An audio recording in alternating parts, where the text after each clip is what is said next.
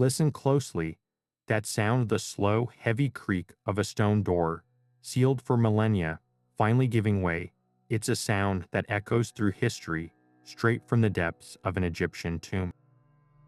For generations, we've been captivated by the legends that surround these sacred spaces, the whispered warnings of a terrible fate awaiting any who disturb the sleep of the pharaohs.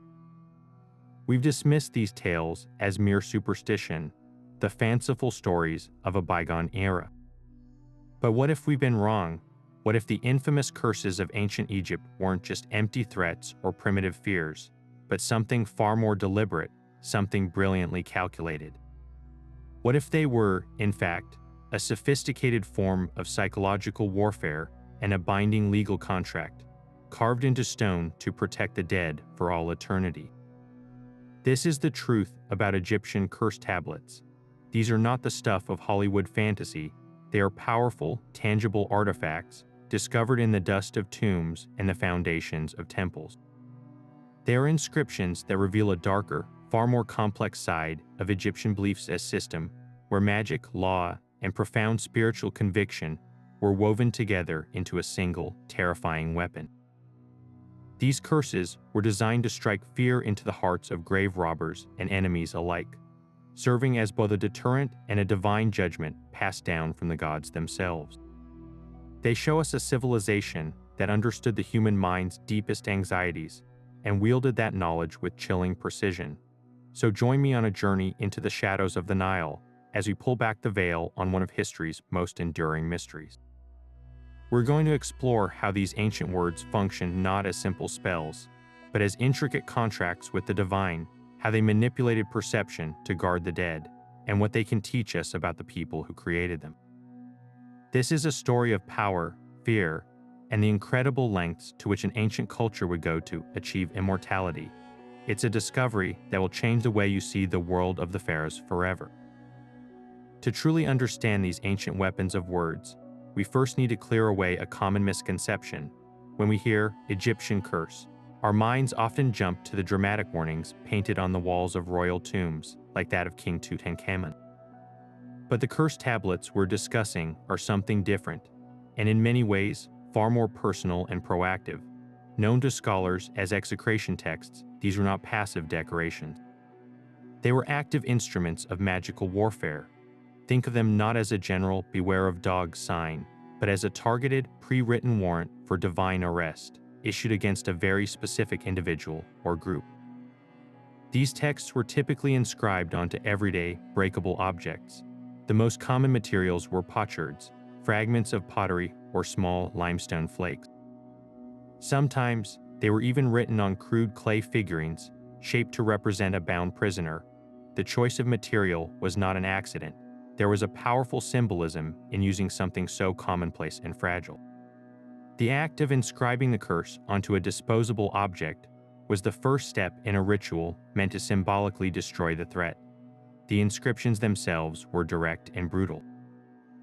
They would name the enemy, be it a foreign king, a domestic rival, a troublesome neighbor, or the ever-present fear, the tomb robber. The text would call upon the gods, and particularly the dangerous chthonic deities of the underworld like Seth or Osiris, to unleash a full spectrum of calamities upon them. We find curses invoking everything from a loss of inheritance and social standing to disease, famine, and a gruesome death, often with the specific request that the individual be denied a proper burial, the ultimate horror in Egyptian belief. But the most fascinating part of the ritual was its conclusion. After the name was written and the curse was spoken, the object itself was deliberately broken, smashed, or burned. In some rituals, these shattered tablets were then buried in specific, symbolically charged locations, in the sand at the borders of the kingdom, in the foundation of a new building, or most chillingly, in a cemetery. This act of physical destruction was the final, crucial step. It was believed to magically transfer the fate of the broken object onto the named individual, ensuring their symbolic and actual annihilation. So, an Egyptian curse tablet was never meant to be discovered intact by its victim. Its power was activated precisely through its ritual deployment and destruction, a silent, buried landmine in the spiritual landscape, waiting to detonate divine retribution upon anyone foolish enough to trigger its conditions. To grasp why a broken piece of pottery could be considered a legitimate weapon, we need to step entirely outside of our modern, scientific framework and into the magical mindset of ancient Egypt. For the Egyptians, the universe was not governed by impersonal physical laws as we understand them. Instead, it was animated and sustained by a foundational, creative energy they called heka. Think of heka not as supernatural trickery, but as the very substance of creation itself, the raw power the gods used to speak the world into existence. It was the divine physics of their cosmos, an omnipresent force that could be understood, accessed, and directed by those with the proper knowledge. In this worldview, a spoken word was not just a sound, it was a vibration that could reshape reality. A ritual action was not just a ceremony, it was a lever that could move the cosmic machinery. This is why curses were not seen as superstitious hocus pocus. They were viewed as a logical, legitimate, and potent application of heka. If the right words spoken with the right intention could heal a sick person or ensure a bountiful harvest, then the same principle dictated that carefully crafted words of destruction could bring disease, misfortune, or death to an enemy. It was a simple cause and effect equation within their understanding of the cosmos. A curse was a tool, as real and effective as a spear or a shield, operating on a different but equally valid plane of existence. The individuals who wielded this power were the priests, and they were far more than just religious functionaries. They were the master technicians of the spiritual realm, trained from a young age in the precise art of channeling heka. Their temples were not merely places of worship, they were power plants, reservoirs of this cosmic energy, and the priests were the engineers. Their effectiveness depended on an almost scientific adherence to ritual precision. A single mispronounced word in an incantation, a ritual implement held at the wrong angle, or an offering made at an inauspicious time could nullify the entire operation, or worse, cause the power to backlash. This is the critical context for those execration texts we just discussed. The act of inscribing a name, reciting the specific words of the curse, and then shattering the tablet was not a random act of anger. It was a meticulously choreographed ritual performed by a highly skilled professional. The priest was tapping into the reservoir of heka, focusing it through the lens of the written and spoken word, and directing it toward a specific target with the final, decisive act of destruction. He was, in essence, filing a formal petition with the gods of the underworld, a petition written in the universal language of cosmic power. So when we look at these fragmented curses today, we are not looking at primitive scare tactic. We are looking at the archaeological residue of a highly sophisticated belief system, where magic was law, words were weapons, and a priest could wield the power of creation to orchestrate destruction. It was in the dusty heat of Thebes, at the very beginning of the 20th century, that archaeologists stumbled upon a find so strange and so extensive that it would fundamentally reshape our understanding of Egyptian statecraft. A German team, led by the esteemed Egyptologist Georg Merler, was excavating near the massive mortuary temple of Ramesses III, a site already rich with history, when their shovels began to turn up something utterly baffling. It wasn't golden artifacts or grand statues, but instead, a vast collection of broken, everyday objects. They unearthed hundreds of simple red pottery bowls, many of them upside down, and alongside them, dozens of crude, small figurines, often shaped like bound prisoners. Each one of these objects was covered in dense, handwritten hieratic script, a cursive form of hieroglyphs used for everyday administrative documents. The initial reaction among the archaeologists was one of pure confusion. What was the purpose of this bizarre, hidden collection of broken bowls and pottery? The inscriptions listed names, dozens and dozens of them, but they weren't the names of pharaohs or gods being praised. They were the names of foreign princes, Libyan chieftains, Nubian leaders, and rebellious Egyptians, often followed by the names of their fathers, mothers, and even their entire town. It was a comprehensive roster of the state's enemies. Mixed in with these names were violent, specific curses, calling upon the gods to slaughter these individuals, to bind them, to ensure they could not rise up against the kingdom of Egypt. The sheer scale was staggering, This wasn't a personal grudge, it was systematic, industrial-scale magic. This incredible collection, later known as the Berlin Execration Texts, represented a moment of profound realization. The Egyptologists hadn't found a trash pit. They had uncovered a buried magical arsenal, a secret weapon deployed by the pharaoh's own priests to safeguard the entire nation. The true genius of this discovery lay in its strategic location and method. These texts weren't buried just anywhere. They were placed with deliberate intent at the foot of the mortuary temple of one of Egypt's greatest warrior pharaohs, Ramesses III, a ruler famed for defending Egypt from foreign invasions. This was a symbolic act of immense power, connecting the protective magic directly to the legacy of a king who had physically repelled these very same threats. The ritual itself was a masterpiece of psychological and spiritual warfare. Each pottery bowl represented a specific enemy or a group of enemies. By inscribing their names and then ritually smashing the bowls, often in a specific ceremonial pattern, the priests were performing a symbolic act of destruction. They believed that by breaking the object that now contained the enemy's spiritual essence, they were magically breaking the enemy's power, their will to fight, and their very capacity to threaten the border. This was state-sponsored sorcery on a grand scale. The pharaoh and his high priest were not merely relying on armies and fortifications to secure the empire's frontier. They were fighting a parallel war on a spiritual battlefield, using the fundamental power of heka to neutralize threats before they could even materialize. It reveals a civilization that saw no clear distinction between military strategy and magical practice. For the Egyptian state, deploying a regiment of chariots to the eastern frontier and having a team of priests ritually smash a bowl inscribed with the name of an eastern prince were two complementary actions with the same ultimate goal: the preservation of Maat, the divine order, against the chaos of foreign invasion and internal rebellion. The Berlin cache is our most powerful evidence that the pharaoh's power was not just political or military, it was cosmic, and his priests were the generals in a silent, unending war fought with words, will, and shattered pottery. Now that we understand the ritual power behind these objects, let's look directly at their words. The language used on these tablets wasn't just angry poetry, it was a precise legal and magical formula designed to be utterly unambiguous in its intent. The most common verbs we encounter are chillingly direct: to bind, to suppress, to slaughter, to obliterate. These weren't metaphors. In the Egyptian worldview, to speak of binding someone in a curse was to actively restrict their spiritual and physical agency, to wrap them in invisible cords that would render them powerless. To call for their suppression was to magically press them down, preventing them from rising up either in rebellion or in the afterlife. The choice of which god to invoke was equally deliberate and strategic. While we might assume all curses would appeal to Osiris, the majestic lord of the dead, the reality is far more nuanced.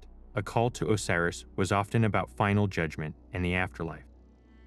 A curse might petition him to deny the target a proper burial, to refuse them entry into his blessed realm, or to have their heart weighed heavy against the feather of truth. This was a sentence of spiritual annihilation, but for more immediate, violent, and chaotic retribution, the priest would frequently turn to a much darker figure, Seth, the god of chaos, storms, and violence. Invoking Seth was like calling upon a divine wrecking ball. You were asking for raw, destructive force to be unleashed, for the enemy to be struck down by plague, by the sword, or by the untamed forces of nature that Seth commanded. A curse might read something like, "O Seth, mighty in power, cast down this rebel so and so. Let his name and his memory be destroyed forever." This shows a sophisticated understanding of the divine bureaucracy. You filed your petition with the deity whose portfolio best matched the punishment you desired. At the very heart of this entire magical operation was one single, powerful concept: the name, or the Ren. For the Egyptians, a person's name was not merely a label. It was an integral part of their soul, a fundamental component of their very being. To know a person's true name was to hold a piece of their essence. This is why pharaohs had so many formal names and titles. Their true, secret name was often hidden to protect them from magical attack. By carefully inscribing the full name of an enemy onto a pottery shard or a figurine, the priest was not just identifying a target. He was capturing that person's ren, trapping a fragment of their soul within a physical object that he now controlled. The act of writing the name was the act of laying a hand on their spiritual self. This is why the texts are so meticulous, often including not just the individual's name, but the names of their parents and their hometown. This wasn't just for administrative clarity, it was about magical precision, ensuring that the curse honed in on the correct spiritual signature with no possibility of error. So the complete ritual becomes a terrifyingly logical sequence. The priest, acting as a master of heka, first captures the enemy's essence by writing their name. He then directs the power of a specific god Osiris for eternal judgment, Seth for bloody chaos against that captured essence, and finally, he activates the curse by physically breaking the object that now symbolically is the enemy. The shattering of the bowl was the shattering of the person. The breaking of the figurine was the breaking of their power, their health, and their future. It was a closed, self-contained magical circuit, from the intention in the priest's mind, to the written word, to the decisive physical act, all channeling the cosmic force of creation toward a single, destructive end.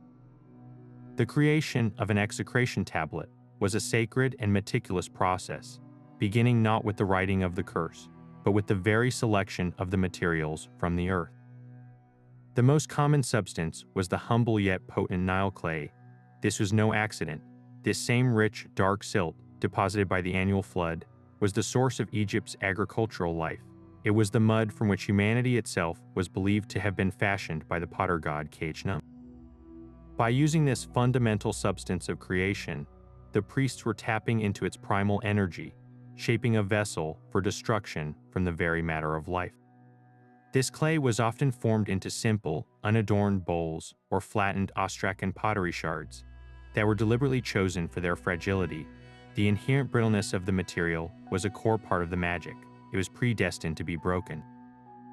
For curses of greater significance, or those targeting more powerful enemies, more precious materials were employed. A priest might use a fine limestone flake, its pale surface providing a smooth canvas for the incantation.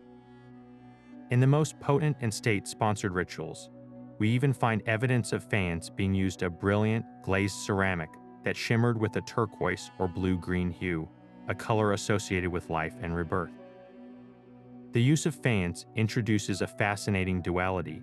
A curse meant to bring death was being inscribed on a material symbolizing eternal life, perhaps to ensure the curse itself would live forever in the spiritual realm. In other, more ephemeral ceremonies, beeswax tablets were utilized. These had a unique property: the curse could be written, and then the wax could be melted, causing the words to literally dissolve and disappear, symbolizing the complete and utter annihilation of the target, leaving no trace behind. Once the physical medium was prepared, the act of inscribing the curse began, and the choice of ink was itself a powerful spell. While black ink made from soot was standard for administrative documents and literary texts, for execration rituals, the priests almost invariably reached for red ink. This was a deeply symbolic and dangerous color. Red was intrinsically linked to the desert, to chaos, and to blood. Most importantly, it was the color of Seth, the god of violence, storms, and disorder. By writing the enemy's name in the color of Seth, the priest was directly invoking that deity's destructive essence into the very words of the curse. It was as if each scarlet hieratic character was charged with a tiny spark of divine chaos, waiting to be unleashed. The ritual reached its climax not with the completion of the writing, but with a violent, symbolic act of murder. The inscribed object, now charged with the captured spiritual essence of the enemy, had to be destroyed. This was often done in a highly specific manner. A red pottery bowl might be smashed against a dedicated ritual stone, shattering into dozens of pieces. A limestone flake could be broken in two with a sharp, decisive blow. But one of the most vivid methods involved piercing or stabbing the tablet. Archaeologists have found examples with a sharp instrument, likely a bronze knife or chisel, driven directly through the written name. This was a clear and gruesome parallel to killing a person in effigy. The physical act of piercing the name was a magical act of piercing the enemy's heart or body. In the case of the small, bound prisoner figurines, their limbs were often broken, their backs snapped, or their heads richly severed before they were buried. The object was no longer just a representation. Through the power of heka and ritual, it became the enemy, and its destruction was their death sentence. Finally, the timing of this entire operation was critical. The priests were master astronomers and calendar keepers, and they knew that the potency of their magic was influenced by the cosmic clock. These rituals were not performed at random. The most auspicious times were often during the epagomenal days, the 5 extra days at the end of the Egyptian year that fell outside the normal calendar. This was a liminal period, a time outside of time when the barriers between the mortal world and the divine were considered thin and vulnerable, making it easier to project magical energy across that boundary. The dark of the moon was another potent moment, a time associated with secrecy, endings, and the hidden powers of the underworld. By aligning their destructive work with these natural cycles of decay and transition, the priests were harnessing the turning of the cosmos itself to give their curses maximum force, ensuring that their silent buried weapons were launched on a tide of celestial power.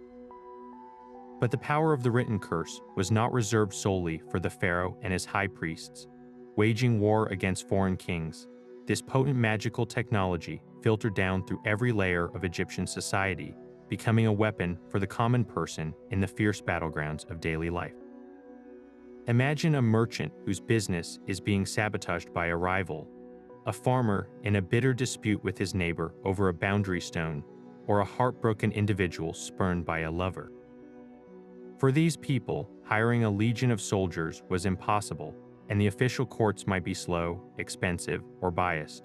So they turned to a different kind of justice. They commissioned their own personal curse tablet, taking their grievance directly to the gods. Archaeological finds from workers' villages, like the famed site of Deir el-Medina, home to the artisans who built the royal tombs in the Valley of the Kings, provide a stunning window into this world of personal magical warfare. Here, we don't find curses against Libyan chieftains, but against the person next door. One surviving Ostracan, for instance, targets a man named Penbai, accusing him of spreading malicious lies and slander. The curse calls upon the god Thoth, the lord of writing and judgment, to turn Penbai's own words against him, to set his speech aflame and make him a social outcast. This wasn't about national security, it was about social standing and reputation, the currency of a small, tightly knit community. The legal arena was another fertile ground for these personal curses. In a society where winning a case could mean the difference between prosperity and ruin, individuals sought every possible advantage. We have tablets that were clearly created as preemptive strikes before a trial. A person might commission a curse against their opponent's lawyer, and even the magistrates who would be judging the case, asking the gods to bind their tongues and darken their hearts so that they would rule in the curser's favor. One particularly vivid example from the Roman period in Egypt targets a woman involved in a legal dispute, asking that she be struck with blindness and deafness so she could neither see nor hear the proceedings, ensuring her defeat. This reveals a fascinating parallel justice system operating in the shadows, where the outcome of a case was believed to be influenced as much by magical petition as by factual evidence. Perhaps the most emotionally charged curses are those born from the turmoil of love and desire. These so-called love curses were often less about affection and more about obsession, control, and bitter jealousy. A person might hire a priest to inscribe a curse aimed at separating a happy couple, making a rival appear ugly or repulsive, or most commonly, inflaming a specific person with an uncontrollable, burning passion for the one who cast the spell. These texts can be heartbreakingly specific. One famous example from later antiquity, found in Egypt, commands, "Make Serapius, whom Dorothea bore, burn with passion for me, Ares, whom Thermothorin bore, and do not let her have intercourse with another man, either frontally or anally, and do not let her even eat or drink until she comes to me, Harry." The brutal, possessive language strips away any romantic illusion, showing this for what it was: a desperate attempt to magically enslave another's free will. This widespread use demonstrates that cursed tablets were a service industry. While the highest level state execrations were performed by elite temple priests, a whole class of local ritual experts, scribes, and even freelance magicians made this power accessible for a price. The materials might be simply a cheap potsherd instead of a fine limestone flake, but the underlying principle was identical. This democratization of magical aggression tells us that the average Egyptian lived in a world they believed was permeated by invisible forces that could be harnessed. Your neighbor's envy, a business rival's ambition, or a lover's rejection were not just emotional pains. They were tangible threats that required an equally tangible, preemptive defense. In the crowded, gossip-filled streets of an Egyptian town, a buried curse tablet was the ultimate silent weapon, a way for the powerless to feel powerful and for the wronged to seek a justice that the mortal world might never provide. Of all the curses left to us by the ancient Egyptians, few are as viscerally terrifying as one particular inscription, often called the Hungry Earth Tablet. This curse was not aimed at a foreign army or a political rival, but at the most persistent and intimate threat to the Egyptian afterlife, the tomb robber. Its words are not just a threat of divine punishment, but a revocation of the very fundamentals of the natural and cosmic order. It reads, in essence, for him who trespasses in this tomb, may the desert reject his body. May the earth itself swallow him whole. May the sky rain fire upon his path, and may the waters of the Nile turn to blood before his eyes. Let's break down the sheer, chilling genius of this language. May the desert reject his body. In a culture where the proper treatment of the corpse and a secure burial were the absolute prerequisites for eternal life, this is the ultimate condemnation. The vast, arid desert that flanked the Nile Valley was already a place of danger and death, the home of wild animals, bandits, and chaotic spirits. But for an Egyptian, even the desert had a role to play. It was the final resting place for those granted tombs. For the desert to actively reject a body is to be cast out from the entire system of the world. It means no burial, no tomb, no preservation. The individual is rendered spiritually homeless, their physical form left to the scorching sun and scavenging animals, utterly annihilated in both this life and the next. The next phrase, may the earth itself swallow him whole, takes us a step further into existential horror. The earth, or Jeb, was not just dirt and rock to the Egyptians. It was a powerful, living God, the divine father who sired the ruling pharaohs. For this benevolent, foundational deity to actively consume a person is to invert the very act of creation. Instead of being supported by the land, the trespasser is consumed by it, erased from existence in a single, violent act. This is a punishment that bypasses the gods of the underworld entirely. It is a sentence carried out by the planet itself, a cosmic execution. Then comes the call for the sky to rain fire. The sky was the domain of the goddess Nut, the great mother who arched her star, adorned body over the world, a symbol of protection and rebirth each night and day. Fire raining from her realm is a complete perversion of her nature. It represents a breakdown of Ma'at, the divine order. The natural cycles that sustain life, the gentle fall of life-giving rain, are replaced by a destructive, unnatural inferno.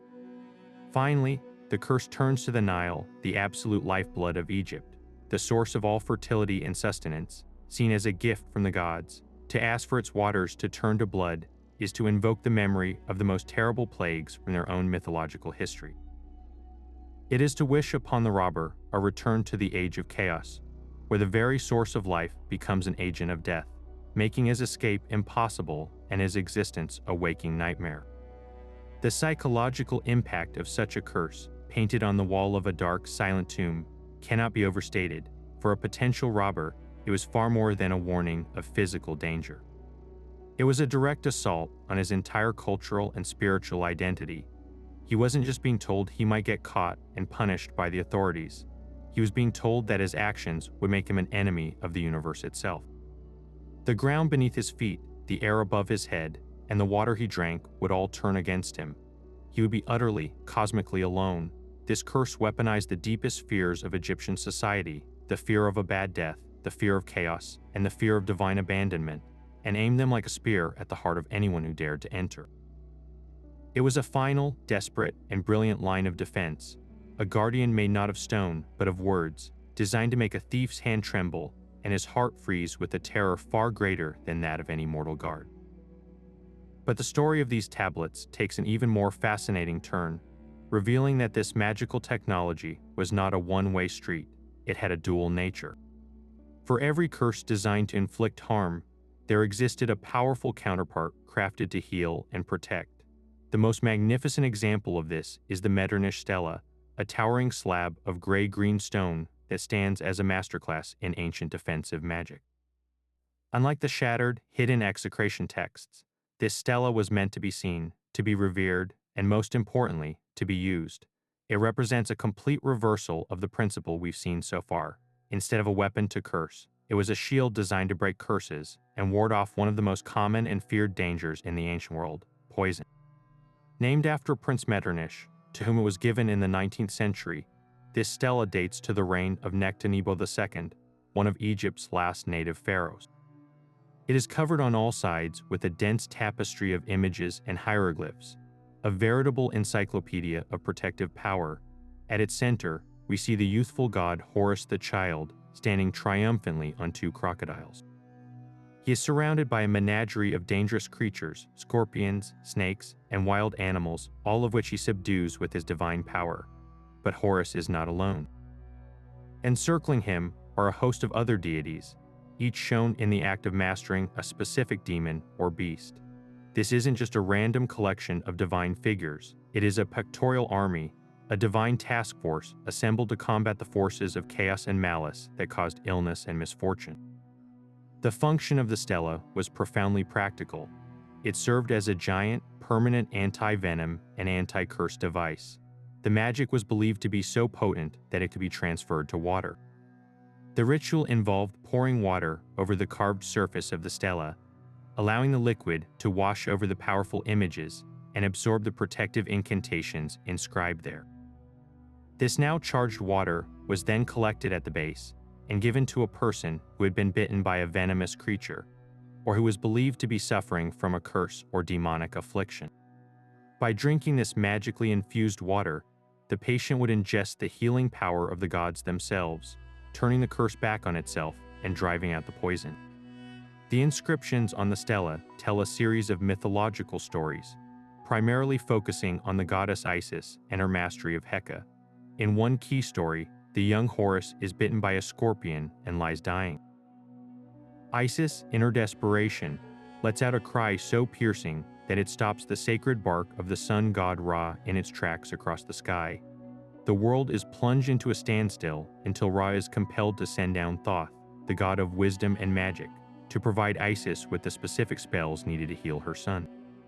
This narrative is crucial. It establishes a divine precedent. The gods themselves face these dangers and possess the exact magical formulas to overcome them. By inscribing these very stories and spells onto the stela, the priests were not just telling a myth. They were providing direct, actionable access to that same divine healing power for any mortal in need. This reveals the beautiful duality of the Egyptian magical worldview. The exact same principles used to harm could be harnessed to heal. The power of heka was neutral. Its moral character was defined entirely by the intention of the user. A priest could use a written name and a ritual action to capture and destroy an enemy's soul, or he could use a carved image and a sacred story to capture and deliver the healing essence of a god. The Metternich stela shows us that for the Egyptians, magic was not inherently evil or dark. It was a fundamental force of the universe, as capable of sustaining life as it was of ending it. It was a technology, and like any technology, its value was determined by the hands that wielded it and the purpose for which it was used.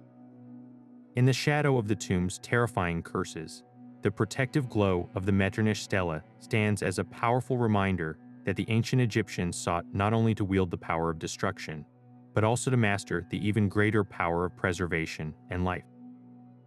To commission a curse was to enter a hidden economy of fear, a transaction that required a very specific kind of broker.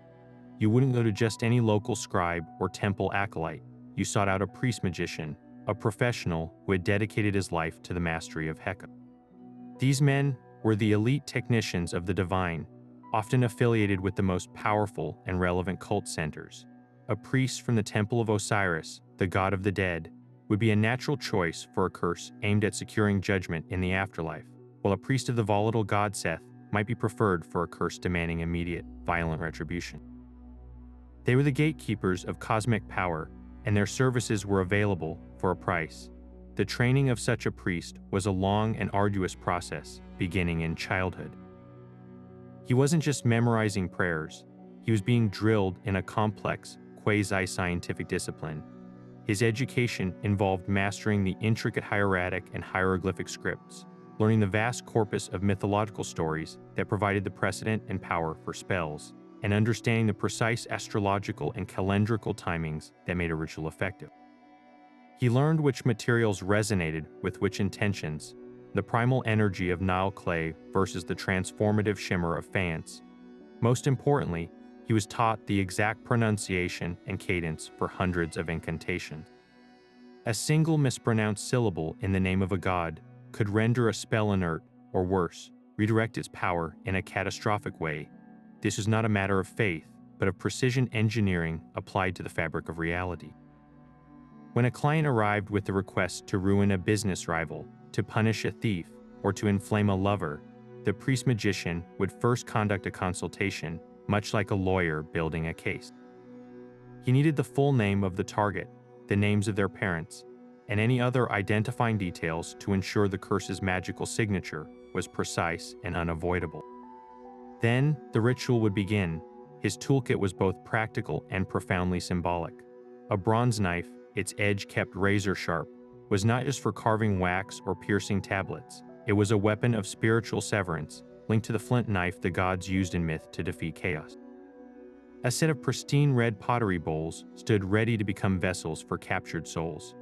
Jars of red and black ink, ground for minerals and mixed with sacred water, held the very colors of life, death, and chaos. He would light cones of incense, frankincense, or myrrh, their smoke serving to purify the space, and carry the words of the curse upward to the gods.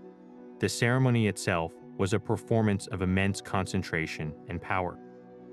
The priest would cleanse himself and the space, reciting preliminary incantations to establish a protective circle and invoke the presence of the necessary deity. As he prepared the tablet, whether a pottery shard, a wax figure, or a limestone flake, his recitation of the curse formula had to be flawless. This was not a shouted threat, but a controlled, resonant chant, his voice channeling the force of heka into the written words. The moment of activation, the shattering of the bowl or the piercing of the figurine, was a crescendo of focused intent. The physical destruction was the final, irreversible command that launched the spell into the cosmos. And for this highly specialized service, the priest-magician expected to be paid. We have records, particularly from Deir el-Medina, that list payments for magical services. A curse might cost a handful of deben of copper, a measure of grain, or a pot of beer. More complex rituals, especially those requiring rare materials or targeting high-status individuals, would command a much higher price. This reveals that curse magic was fundamentally a commercial enterprise. It was a service industry built on human desperation, envy, and fear. The priest was not necessarily a sinister figure lurking in a dark cave. He was a respected professional providing a needed, if shadowy, service to his community. He was the intersection of deep spiritual belief and everyday human commerce, a reminder that in ancient Egypt, accessing the power of the gods to reshape your reality was simply a matter of knowing who to ask and what you could afford to pay. When the silver screen brings ancient Egypt to life, it typically presents us with a very specific and undeniably thrilling vision of a curse's power. We see a brave explorer, torch in hand, finally breaking into the inner sanctum of a lost tomb. He reads an ominous inscription aloud, and immediately the ground begins to tremble. A swarm of scarabs pours from the walls, a massive stone slab plummets from the ceiling, and the entire structure begins to collapse in a cloud of dust and doom. It's a fantastic spectacle, an immediate and visceral punishment for defying the will of the gods. But this Hollywood narrative, for all its cinematic appeal, is a complete misrepresentation of the archaeological truth. The real power of an Egyptian curse was not in its ability to summon instant physical calamity, but in its masterful manipulation of the human mind over time. The archaeological record shows us that these curses were not designed for a dramatic, one-time event. They were psychological landmines, planted in the consciousness of a community and set to detonate slowly, spreading a deep and lingering sense of dread. A curse tablet buried in the sand at a border fortress didn't cause the enemy army to be struck by lightning. Instead, it worked by creating a pervasive atmosphere of misfortune. If a series of bad harvests struck the rival kingdom, if their leader fell inexplicably ill, or if internal dissent began to fracture their unity, the Egyptians could point to their buried execration texts and say, "See, the magic is working, the gods are punishing them." This wasn't about a single catastrophe. It was about weaving a narrative of divine disfavor that could demoralize an enemy and break their will to fight long before a single arrow was ever fired. On a personal level, within an Egyptian town, the threat of a curse was a powerful tool for social control. In a society where everyone knew their neighbors and reputation was everything, the mere suspicion that someone had commissioned a curse against you could be devastating. Imagine a merchant who suddenly experiences a run of bad luck. His shipments are lost, his clients abandon him, and his family falls ill. In our modern world, we might chalk this up to unfortunate coincidence or poor business decisions. But in ancient Egypt, his first thought might very well be, "My rival has cursed me." This belief would create a self-reinforcing cycle of paranoia. The merchant, convinced of the curse's power, would begin to see every minor setback as confirmation of his magical victimhood, potentially causing him to make more mistakes out of fear and anxiety. The curse didn't need to magically poison his wells. It simply needed to poison his mind, and he would often do the rest of the damage to himself. This leads us to the most famous curse of all, the one that has captivated the world for over a century, the Curse of the Pharaohs, most famously attached to the discovery of Tutankhamun's tomb. The story is well known. After Lord Carnarvon, the financial backer of Howard Carter's expedition, died from an infected mosquito by mere months after the tomb's opening, newspapers around the world erupted with hysterical reports of a pharaoh's curse. They claimed that a clay tablet inscribed with a warning was found in the tomb, promising death on swift wings for those who disturbed the king. This narrative was fueled further by the subsequent deaths of several others connected to the discovery, all of which were sensationalized and attributed to the supernatural vengeance of the boy king. The reality, however, is far less mystical and reveals much more about our own culture than it does about ancient Egypt. First, Howard Carter himself, the man who actually first entered the tomb and physically handled virtually every object within it, lived for nearly 17 years after the discovery, dying of natural causes at the age of 64. The statistical analysis of the survival rates of the expedition members shows no anomalous pattern of early death. The mythical clay tablet with the chilling inscription. It never existed. The story was a fabrication by an imaginative journalist. The real curse was a perfect storm of early 20th century sensationalism. The Victorian and Edwardian eras were fascinated with spiritualism, the occult, and a romanticized, often racist, view of the mysterious East. A mysterious curse from a lost civilization fit this narrative perfectly, selling newspapers and fueling public imagination in a way that the slow, meticulous work of archaeology never could. The true genius of the ancient Egyptian curse was its subtlety. It relied on the shared beliefs of the community and the profound fear of divine judgment in the afterlife. A Hollywood curse is a special effect. It's loud, fast, and leaves no room for doubt. An authentic Egyptian curse was a silent, patient whisper in the dark, a seed of fear planted in a fertile mind. It leveraged the most powerful force known to humanity, the power of belief itself. It didn't need to collapse a mountain on a thief. It only needed to make him lie awake at night, listening to the desert wind and wondering if his child's fever was a coincidence, or if it was the long, invisible arm of Osiris finally reaching for him. This psychological warfare was far more effective and far more terrifying than any cinematic swarm of locusts could ever be, because its battlefield was not the physical world, but the limitless and vulnerable landscape of the human soul. So, with all this in mind, we arrive at the most compelling question: did these curse tablets actually work? From our modern scientific viewpoint, the answer is both no and a profound, resounding yes. No, we have no evidence that smashing a pottery bowl in Thebes magically gave a Libyan chieftain a fever 1,000 miles away. But yes, these curses were incredibly effective weapons because their true target was never the physical body of the enemy directly. It was the enemy's mind, their social standing, and their very will to act. They functioned through the potent, undeniable mechanics of belief, operating as a sophisticated form of psychological warfare that leveraged the entire cultural framework of ancient Egypt. The mechanism was a self-fulfilling prophecy of fear in a society where everyone, from the pharaoh to the farmer, accepted the reality of heka as a fundamental law of the universe. The mere suspicion that a curse had been laid upon you was a catastrophic event. This knowledge would create a state of chronic, debilitating anxiety. The individual, now living under a perceived sentence of divine wrath, would become hyper-vigilant, interpreting every minor setback as confirmation that the curse was taking effect. A simple headache wasn't just a headache, it was the first sign of the curse-induced plague. A stumble in the street wasn't an accident, it was the gods binding their feet. This constant state of stress could easily manifest as genuine psychosomatic illness, elevated blood pressure, a weakened immune system, digestive issues, and profound fatigue. The curse didn't need magical poison. The victim's own belief and the stress it generated could physically sicken them, creating the very reality the curse was meant to achieve. Beyond the internal psychological toll, the social consequences were equally devastating. In the close-knit villages of ancient Egypt, news traveled fast.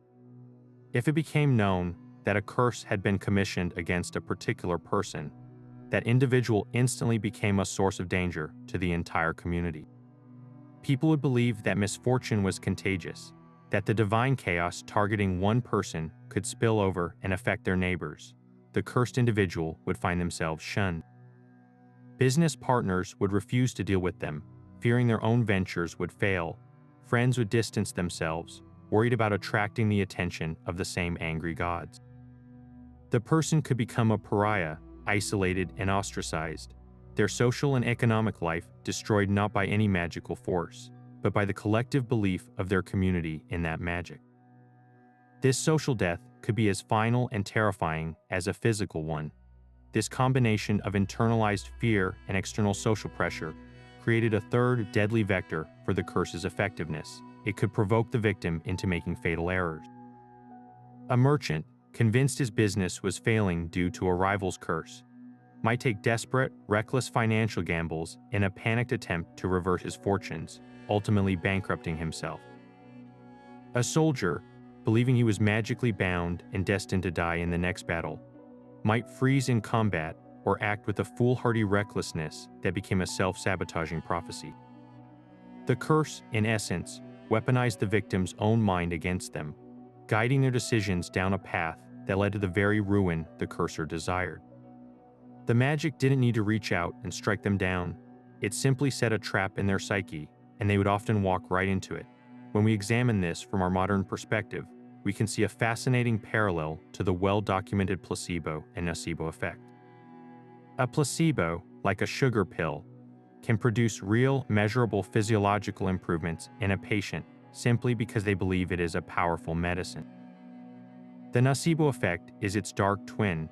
When a person believes they have been exposed to something harmful, they can develop very real symptoms of illness, such as nausea, pain, or rashes, even if the supposed toxin was completely inert. An Egyptian curse tablet was, in many ways, the ultimate nocebo. It was a culturally sanctioned delivery system for a potent suggestion of doom. The victim, fully immersed in a belief system that affirmed the power of such objects, would internalize that suggestion, and their own body and mind would conspire to make the predicted harm a reality. The power wasn't in the clay or the ink, it was in the meaning those materials held, and the terrifying story they told to the person who believed themselves to be the target. Ultimately, the cursed tablets worked because they were intelligently designed to exploit the core operating system of ancient Egyptian society, a shared, unshakable conviction that words had creative and destructive power, that the gods were actively involved in human affairs and that specialized priests could mediate between the two. In such an environment, a curse was not a superstition, it was a credible threat, as real and intimidating as a legal subpoena or a declared war is to us today. Their effectiveness wasn't measured in miraculous bolts of lightning, but in the slow, grinding collapse of a person's health, their social networks, and their sound judgment.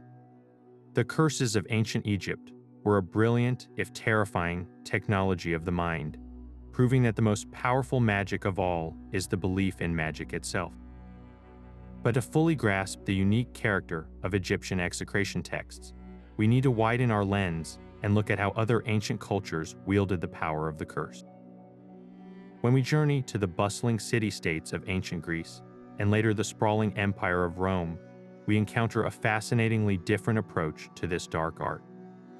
The curse tablets of the Greco-Roman world, known as defictions, from the Latin verb defigere, meaning to fasten or to pin, share a common purpose with their Egyptian cousins, but their methods, materials, and even their core intentions reveal a distinct philosophical and magical world.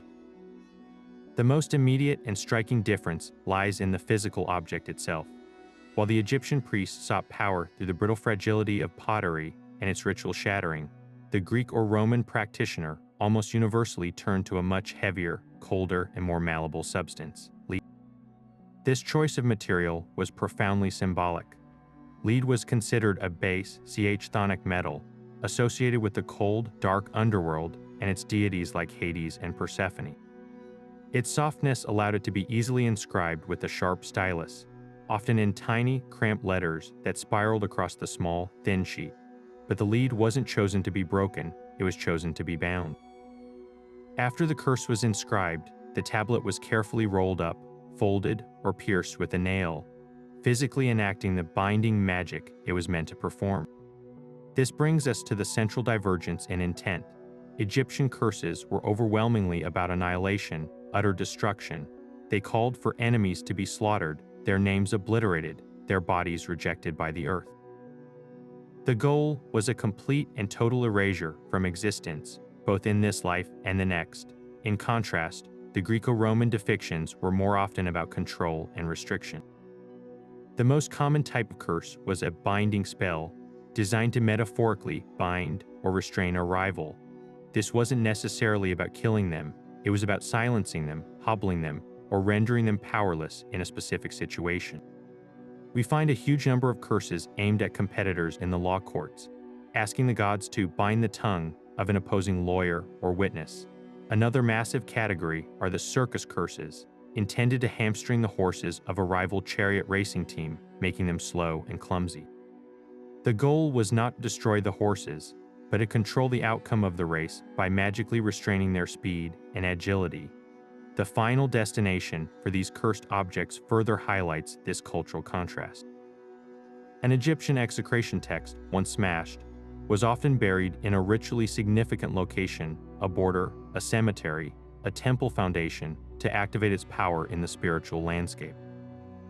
A Greek or Roman defiction, however, was typically deployed by being thrown into a place of transition or connection to the underworld. Wells, springs, and deep lakes were popular deposition sites, as their waters were seen as portals to the realm of the gods below. But the most common resting place was a grave, particularly the fresh tomb of someone who had died young or violently. The logic was brutally pragmatic. The restless, untimely dead were thought to be powerful and vengeful spirits who could act as messengers, carrying the curse directly to the chthonic gods and harassing the intended target from beyond the grave. The cursed tablet was not destroyed, it was delivered like a piece of sinister underworld mail. This comparison reveals two powerful ancient civilizations applying their unique understandings of the cosmos to solve similar human problems. The Egyptian approach, rooted in the creative and destructive power of heka and the potency of the name, was a direct cosmic strike aimed at total dissolution. The Greco-Roman method, reflecting a world of city-state politics, public games, and legal disputes, was more often a precise tool for social manipulation, a way to gain an edge in a lawsuit, win a chariot race, or torment a romantic rival by binding their will. One culture sought to unleash the destructive forces of the universe. The other sought to tie its enemies down with invisible chains, proving that the art of the curse was as diverse and nuanced as the civilizations that perfected it. This concept of curses as a form of paralegal recourse is one of the most revealing aspects of the entire practice. Think about the fundamental challenge of justice in a vast, ancient society. While the pharaoh was the ultimate source of law and order, his officials and courts were concentrated in major administrative centers. For an ordinary person living in a remote village, or for someone involved in a dispute where evidence was scarce, the official legal system could feel distant, expensive, or even corrupt. There was no professional police force to investigate a burglary, no forensic team to dust for fingerprints. If your storage jars of grain were stolen in the night, or a business partner refused to pay a debt, your options were limited. You could appeal to a local council of elders, but what if your opponent was more influential or a better liar? This is where the curse tablet stepped in, not merely as an act of petty vengeance, but as a formal appeal to a higher, incorruptible authority. It was a way to bypass the potential failings of human courts and take your case directly to the divine magistrate of the universe. We see this function perfectly preserved in a remarkable category of curses known as appeals to the god. These texts abandon the aggressive, imperative language of "O Seth, destroy my enemy," and instead adopt the humble, formulaic tone of a legal petition. They are structured almost identically to the documents a citizen would present to a human official. They begin with an invocation, "O mighty Osiris, Lord of the Silent Land, hear my plea." This is followed by a clear statement of the plaintiff's identity. "I am name, son/daughter of a parent's name, a citizen of this town." Then comes the heart of the matter, a detailed factual complaint. The petitioner lays out the grievance with meticulous care, as if presenting evidence before a judge. "A wrong has been done to me. My copper tools, 3 in number, have been stolen from my workshop. I suspect the man's suspected thief's name, son of his father's name, but I have no witness to prove it before the human court." The brilliance of this approach is in its conclusion. The petitioner does not typically demand a specific, violent punishment. Instead, they ask the god to act as an investigator and a judge. The plea is often for the deity to reveal the thief, to make the truth known, or to restore what was taken. One powerful example from Deir el-Mediner reads like a desperate prayer for clarity. "O Osiris, cause the one who has taken my garment to be exposed.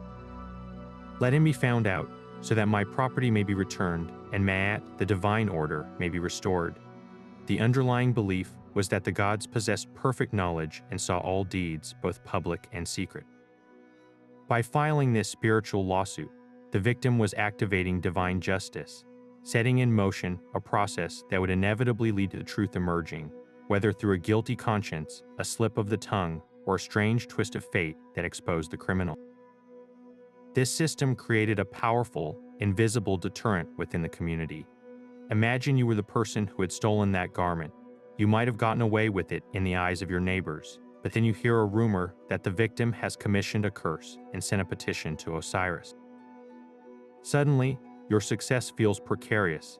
Every piece of bad luck, every minor illness, every strange dream becomes a potential sign that the god has accepted the case and is beginning the prosecution.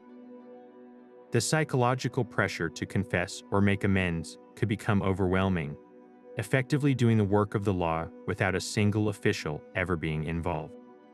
The curse tablet, in this context, was not an alternative to the legal system. It was a parallel, spiritual legal system that operated on the principles of ultimate truth and absolute judgment, ensuring that even crimes that escape human notice would not escape divine reckoning. It was the ancient Egyptians' way of installing a cosmic security camera and judge, a final court of appeal for when human justice fell short. While the common citizen could use curses to seek justice, this same magical technology possessed a far more sinister dimension when wielded from the top down. For the pharaoh and the priestly elite, execration rituals were not just a spiritual defense. They were a deliberate and chilling instrument of political control. Imagine the immense power imbalance.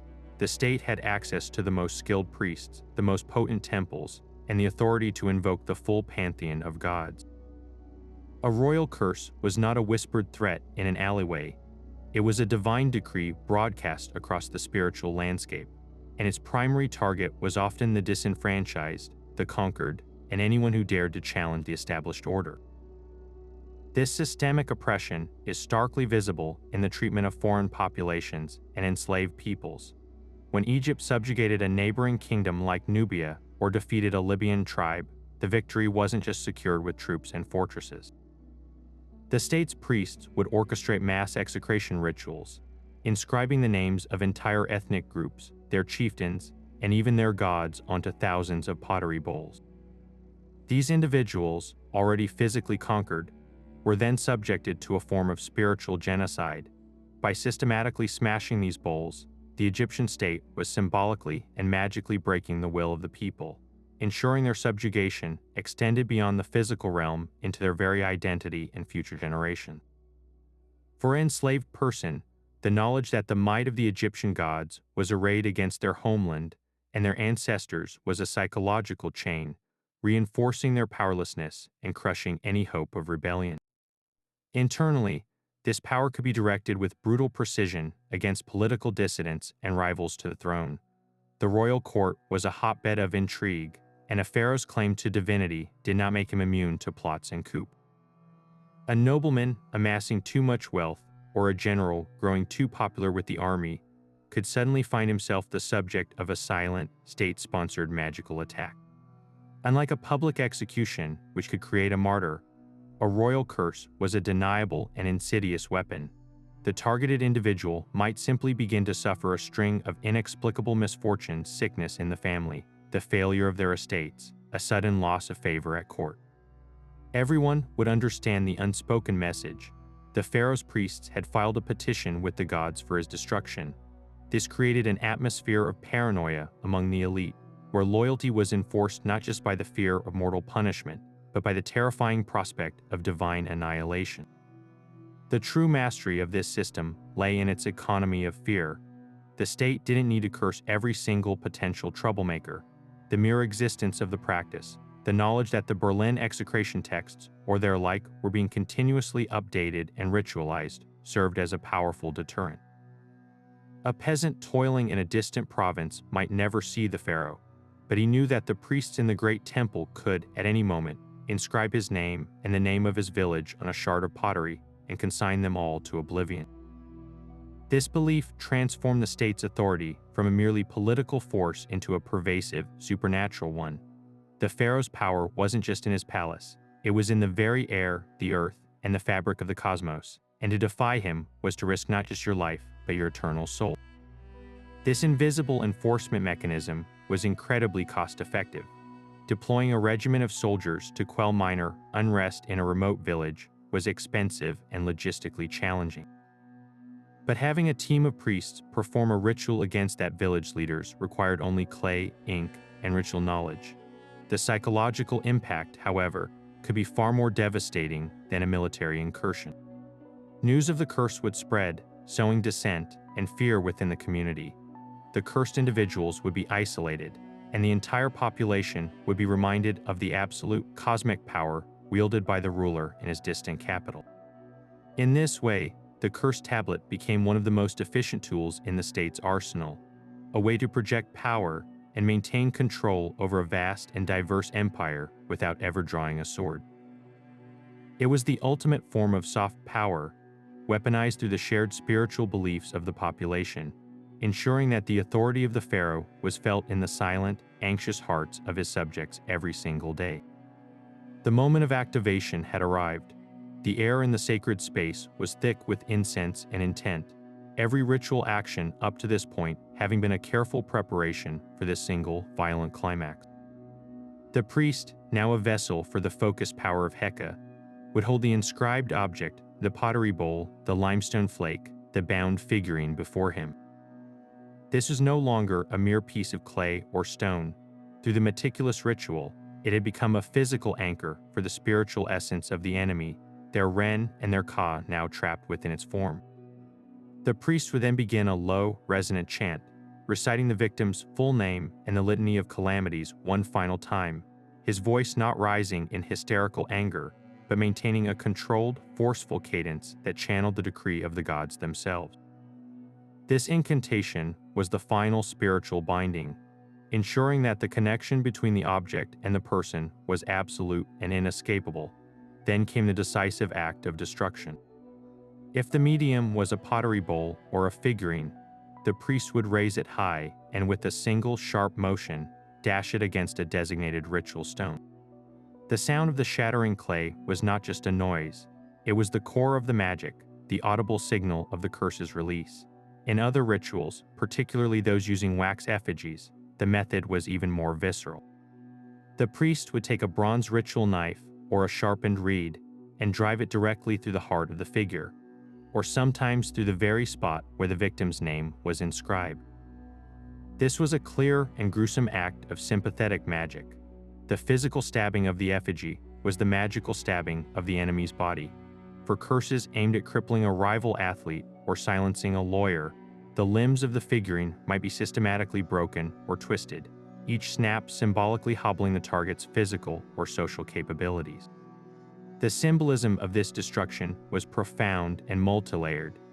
The Egyptians believed that a person's ka, or life force spirit, was a tangible component of their being, a spiritual double that required sustenance and a physical anchor, like a statue or a preserved body, to endure after death.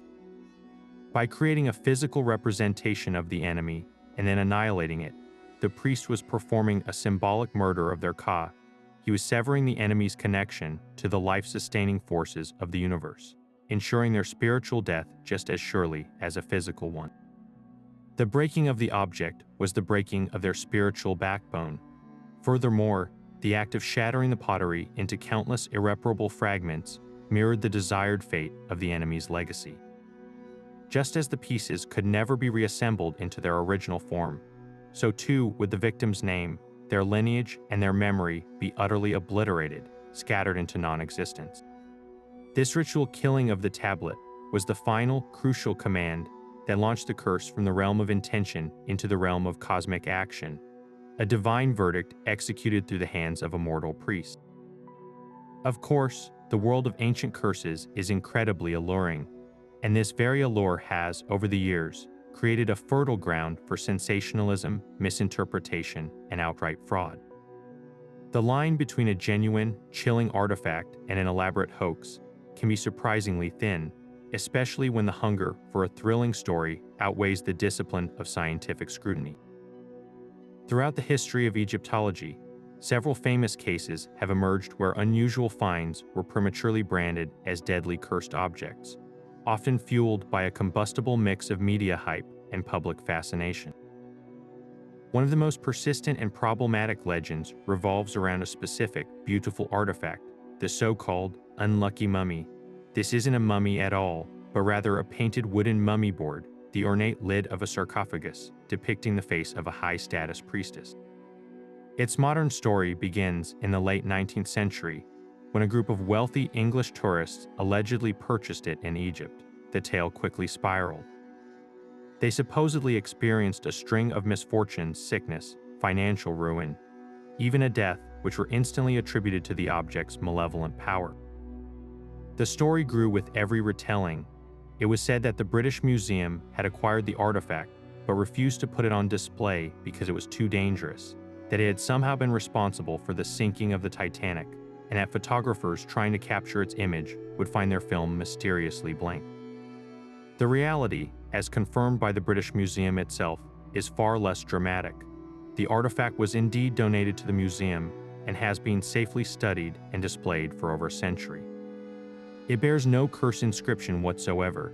The entire narrative was a classic example of a post hoc ergo propter hoc fallacy. Because bad things happened after its acquisition, people assumed the artifact was the cause. The unlucky mummy is a perfect case study in how a compelling story, entirely divorced from any factual or textual evidence, can become culturally ingrained as fact, muddying the waters for anyone trying to understand the genuine principles of Egyptian magic.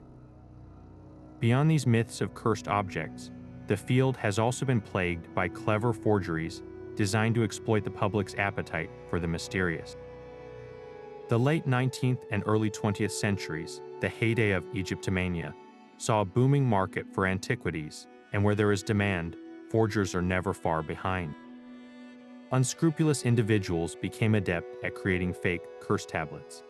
They would take a genuine, ancient potsherd or a piece of limestone and inscribe it with dramatic, threatening hieroglyphs or hieratic script, often with glaring grammatical and historical errors that would be obvious to any trained Egyptologist. These forgeries were then salted into legitimate dig sites or sold directly to eager, but often inexperienced, collectors. The motivation was purely financial, capitalizing on the notoriety of the Curse of the Pharaohs narrative that followed the discovery of Tutankhamun's tomb. These fakes not only duped individuals out of their money, but also created a phantom archive of false evidence, forcing scholars to waste precious time and resources authenticating and debunking them instead of focusing on genuine artifacts. Perhaps the most intellectually dangerous misinterpretations occur when well-meaning archaeologists, swept up in the excitement of a discovery, misread an artifact's true purpose. Imagine an excavator unearthing a small broken clay figurine with its limbs twisted and a name scrawled on it in red ink. The immediate, thrilling conclusion might be, aha, a curse effigy, but without rigorous context and analysis, that conclusion can be completely wrong.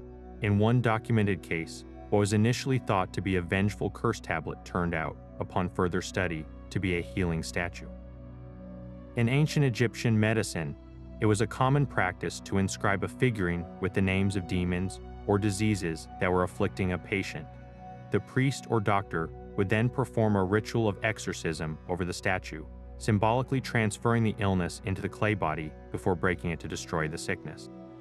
The action inscribing a name and breaking an object looks identical to an execration ritual on the surface, but the intention was the polar opposite. One was meant to harm, the other to heal.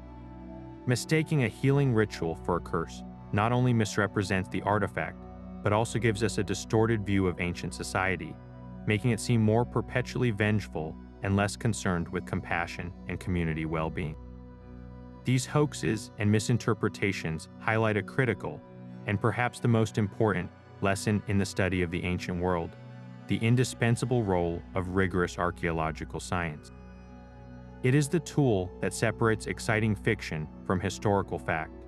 The process is meticulous and often unglamorous. When a potential curse tablet is discovered today, it isn't immediately whisked away to a sensational press conference. It is subjected to a battery of tests. The first is context.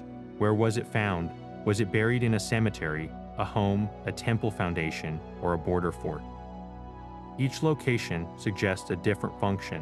Next comes materials analysis. Using techniques like thermoluminescence dating, scientists can determine the last time the pottery was fired, confirming its age. The composition of the ink is analyzed to see if it matches known ancient recipes. The paleography, the style of the handwriting, is compared to dated texts to ensure it fits the proposed time period. This scientific rigor acts as a necessary filter, sifting out the forgeries and correcting the well-intentioned mistakes. It ensures that the artifacts we use to build our understanding of the past, like the Berlin Execration Texts or the personal pleas from the Medina, are authentic. By patiently applying this discipline, archaeologists and historians can slowly clear away the fog of myth and sensationalism, allowing us to see the ancient Egyptians not as cartoonish sorcerers casting Hollywood hexes, but as the sophisticated, complex, and deeply spiritual people they truly were, who used the powerful technology of the written word to navigate a world they believed was alive with divine force. We are now in an age where the line between magic and science begins to blur in a completely new way. To truly understand the hands that crafted these powerful objects, we no longer rely solely on ancient texts or historical conjecture. We turn to the penetrating gaze of modern technology. Instruments like X-ray fluorescent spectrometers and high-powered scanning electron microscopes are allowing us to perform a kind of archaeological forensics on these curse tablets, peeling back the layers of time to reveal the fingerprints of the artisans and the very recipes of their potent magic. This isn't about debunking their power, it's about understanding their creation with a precision that would have astounded the priests themselves, building a tangible bridge across the millennia to the individuals who mixed, inscribed, and activated these objects. Let's start with the most visible component, the ink. For centuries, we could only speculate about its composition based on descriptions in texts. Now, non-invasive techniques like X-ray fluorescence or XRF allow scientists to point a handheld device at a curse tablet in a museum case and within seconds determine its elemental signature without ever touching the artifact. What these analyses have consistently revealed is fascinating. The infamous red ink, the color of Seth and chaos, is overwhelmingly composed of iron-rich ochre. This is a naturally occurring clay pigment, but the key finding isn't just what it is, but where it came from. By comparing the specific elemental fingerprint of the ochre on a curse tablet to geological samples from across Egypt, researchers can often pinpoint the exact quarry or region the pigment was mined from. In some cases, the ochre used for curses found in Thebes has been traced to sources in the Western Desert, an area symbolically linked to chaos, suggesting the priests weren't just choosing a color, but were sourcing their materials from locations that amplified the curse's symbolic resonance. Beyond the color, the very medium of the ink, the liquid that carried the pigment, is also telling. Microscopic residue analysis can detect the presence of binding agent. While many administrative scribes used a simple gum Arabic solution, the inks on some of the more potent curse tablets show traces of more complex organic compounds. There is compelling evidence for the use of substances like animal glue or even traces of plant-based resins. This is significant because it moves the creation of the ink from a simple scribble task into the realm of ritual preparation. The priest wasn't just dipping his brush in a common pot. He was likely preparing a specific, consecrated medium, perhaps even mixing it with water from a sacred lake within the temple precinct, thereby charging the very liquid with divine power before a single word was even written. The analysis extends to the clay bodies of the tablets and pottery bowls themselves. Using a technique called neutron activation analysis, scientists can take a tiny, dust-sized sample and identify the unique geochemical signature of the clay. This tells a story of procurement and economics. Were these curse bowls made from the same local Nile clay used for everyday cookware, or were they crafted from a special, ritually significant source? The evidence points to both. For the massive state execration rituals, like the Berlin cache, the clay often matches local Theban sources, indicating a large-scale, almost industrial production overseen by the state temples. However, for more personal, private curses, we sometimes find clay that originated far from where the tablet was buried. This suggests that an individual seeking a powerful curse might have paid a premium for a ritually potent material, perhaps clay sourced from a famous religious center like Abydos, the cult home of Osiris, importing the very substance of the underworld to ensure their spell's success. Perhaps the most intimate connection to the ancient artisan comes from examining the tool marks left behind. Under the intense magnification of a digital microscope, the surface of a limestone flake or a pottery shard becomes a landscape of grooves and scratches. These microscopic striations are like the unique signature of the scribe's tool. Analysis has shown that the implements used were not always formal, finely pointed reed pens. Many curses show the jagged, uneven marks of a hastily sharpened piece of wood, or even a sliver of bronze. The width and depth of the lines can indicate the pressure applied, sometimes varying dramatically within a single inscription. On some tablets, you can see where the scribe pressed down with immense force on the first few characters. His focus and intent physically manifest in the stone, before the line gradually becomes shallower and more controlled as he settled into the rhythm of the writing. This is no longer just an anonymous text. It is a recording of a human moment of concentrated anger, desperate hope, or ritualistic intensity frozen in time and now made visible by science. This technological lens also helps us identify mistakes and corrections, revealing the human fallibility behind these supposedly perfect rituals. In one particularly telling example, a curse tablet from the Roman period in Egypt was analyzed using multispectral imaging, a technique that can reveal text erased or written over.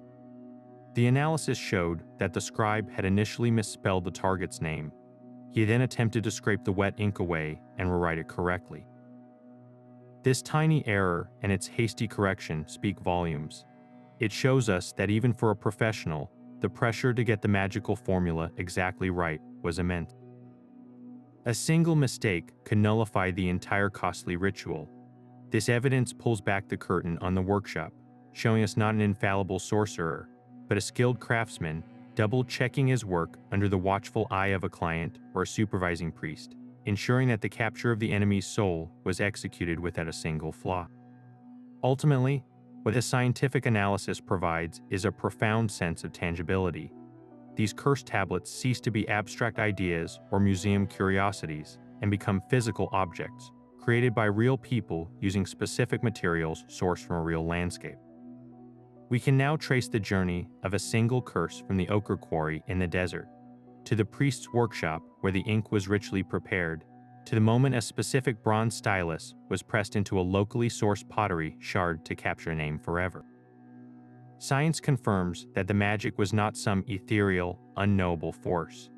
It was grounded in the physical world, meticulously constructed from the very earth of Egypt itself. By understanding the clay, the ink, and the tools, we don't diminish the power of the curse. We instead come to appreciate the incredible depth of belief that went into its creation, a belief so strong that it demanded the most careful and deliberate application of material science available to the ancient world.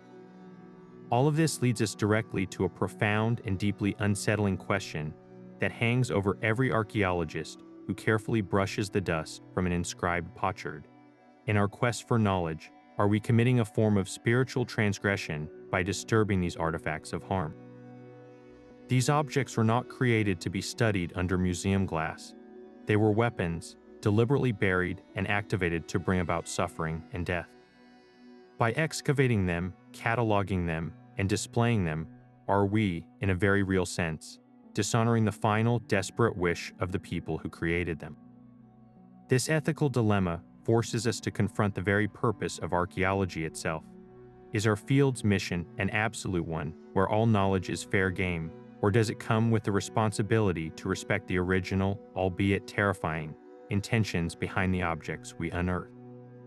Within the academic community, this question sparks fierce debate, dividing scholars into roughly two camps.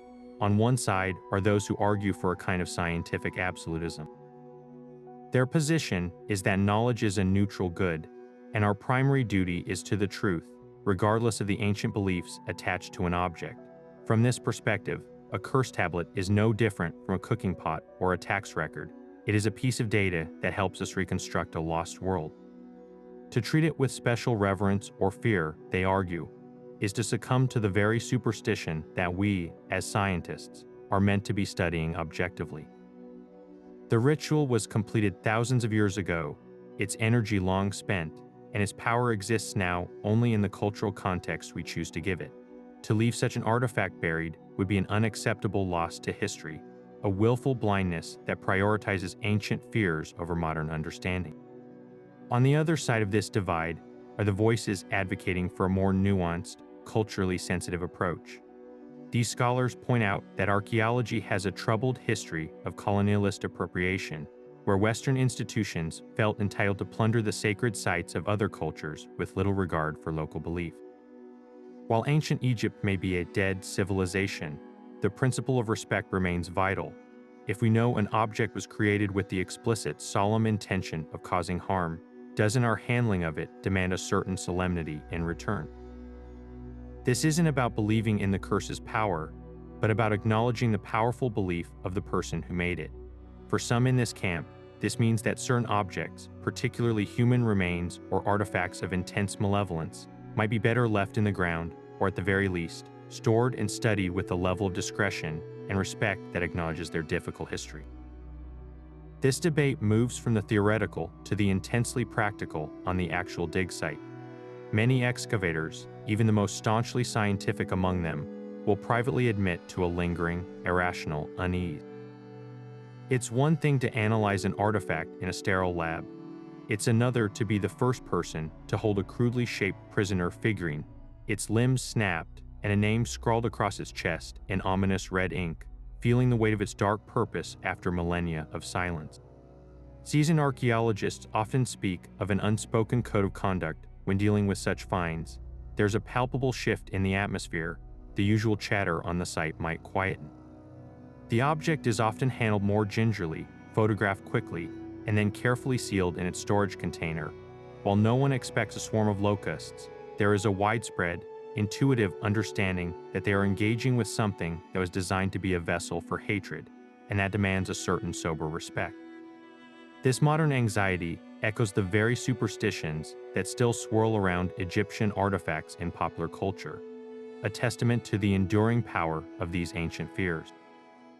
You can still find tour guides in Egypt who will warn visitors not to buy certain antiquities or take photographs of specific artifacts, lest they invite a curse back home with them.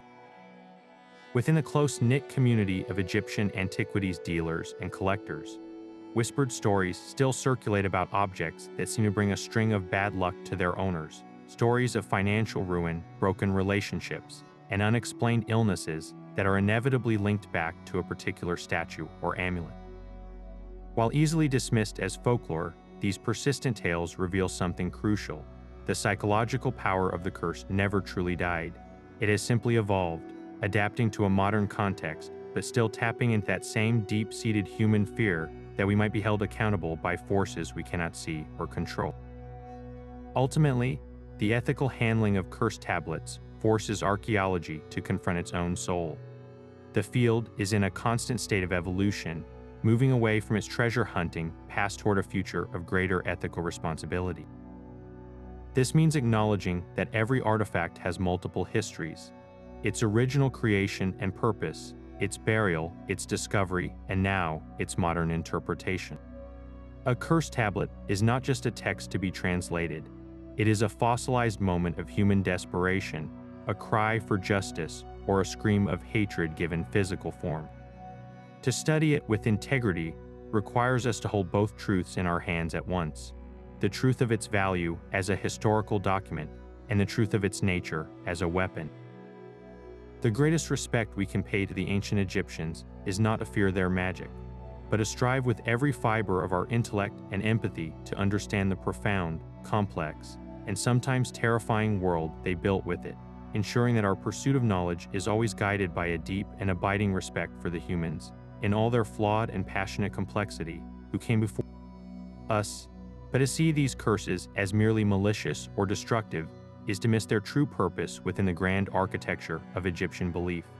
They were not chaotic acts of spite, but rather, they were precise instruments of cosmic maintenance designed to uphold the most fundamental principle of the universe: man. This concept is the master key to understanding everything from the pharaoh's divine role to the farmer's daily prayers. Ma'at was not just truth or justice in an abstract sense. It was the divine order of the cosmos itself, the pattern that ensured the sun would rise, the Nile would flood, and life would triumph over chaos. It was the opposite of Isfet, which represented disorder, falsehood, and injustice. Every action in Egyptian society, from the grandest state ritual to the simplest personal interaction, was judged by its contribution to upholding Ma'at. In this context, a crime was not just a legal offense, it was a spiritual attack on the fabric of reality. A tomb robber wasn't simply stealing gold and jewels. By violating a sealed, sacred space, he was committing an act of profound Isfet. He was disrupting the eternal journey of a soul, defying the will of the gods, and introducing chaos into a system designed for perfect order. Similarly, a foreign king plotting invasion or a corrupt official perverting justice were not just political threats, they were active agents of cosmic disintegration. Their actions, if left unchecked, threatened to unravel the very order that kept the world functioning. A curse, therefore, was not an act of evil, it was a defensive, corrective measure, a surgical strike against chaos. It was the necessary, forceful reassertion of Ma'at against those who sought to undermine it. This is why the language of the curses so often mirrors the language of state and temple. The pharaoh was the primary guardian of Ma'at on earth, and his priests were the administrators of this cosmic balance. When they performed an execration ritual against a foreign army, they were not unleashing dark magic. They were performing their state duty, using the tools at their disposal to combat the chaos that army represented.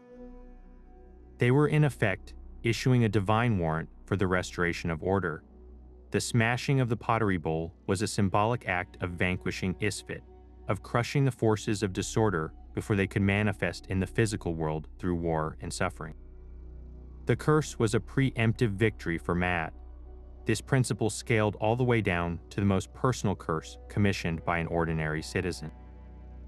Let's return to the example of the merchant whose tools were stolen. In his petition to Osiris, he wasn't just asking for revenge, he was appealing for the restoration of balance. The thief had introduced Isfit into their community by violating the trust and the established rules of ownership. By having a priest inscribe a curse, the merchant was formally registering this imbalance with the cosmic authorities and requesting their intervention to set things right. The desired outcome, the exposure of the thief and the return of the property, was the tangible return of Maat. The curse was a mechanism for achieving justice when the human system was perceived as insufficient or inaccessible. It was a way for an individual to participate directly in the universal work of maintaining harmony, ensuring that deceit did not go unpunished and that truth ultimately prevailed. This worldview creates a fascinating moral framework where the morality of an action is determined by its intent and its target. Using heka to harm an innocent person or to commit an act of Isfit would have been considered a grave sin, a misuse of divine power. But using that same heka to curse a criminal, a liar, or an enemy of the state was a righteous act, a legitimate defense of the cosmic order.